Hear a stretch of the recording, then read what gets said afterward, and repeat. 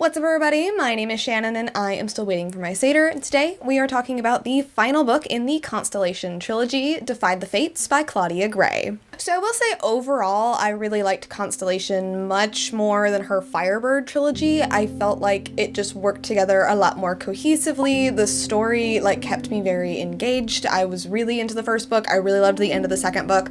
But when I got to Defy the Fates, it did start to fall a little bit flat, which is something that I think happened in her Firebird trilogy. Obviously, none of her Star Wars books have been made into trilogies, so I don't really know if that would happen with her other books. But once we get into Defy the Fates, we kind of start running out of things to do, and I felt like the story was pulled in a lot of different directions. There was so much back and forth. We go to so many different planets. Like, all of a sudden, Noemi and Abel are together again, and then they're not, and then they're fighting, and then we're doing this, and now we're saving the world, and all of this, it just felt very cluttered, and there was a lot going on. And on top of that, I really felt like there was stuff that you could have gotten with Noemi and Abel's relationship. They've already been through so much, and at the end of the second book, we were on this really emotional, crazy note with Noemi being on the verge of death. Abel was going to sacrifice himself to Dr. Shearer in order to turn her into a half human, half mech so that she could keep living. And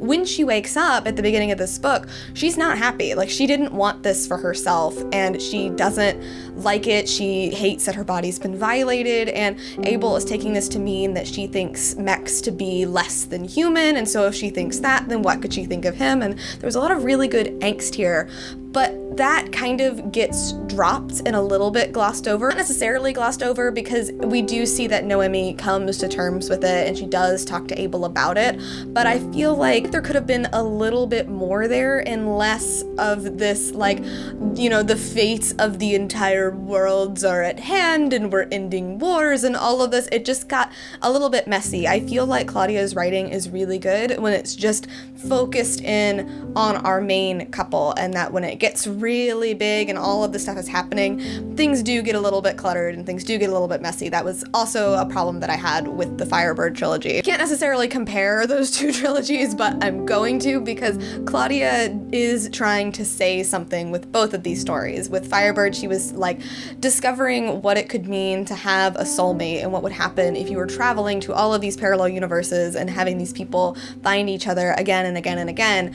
Whereas in Constellation, it really is the idea of what it means to have a soul and what it means to truly be human. I love seeing that in the character of Abel. I love seeing how that idea is played with his relationship with Noemi, but I feel like the way that it got wrapped up was just a little too nice and a little bit too neat. It was a little bit fluffy compared to, just how messy the big plot was. To have the relationship, which to me was the biggest part of the story, kind of fall flat and, get pushed to the background, was just a little bit annoying. By no means is this a bad book. I think it was still a good way to end the series.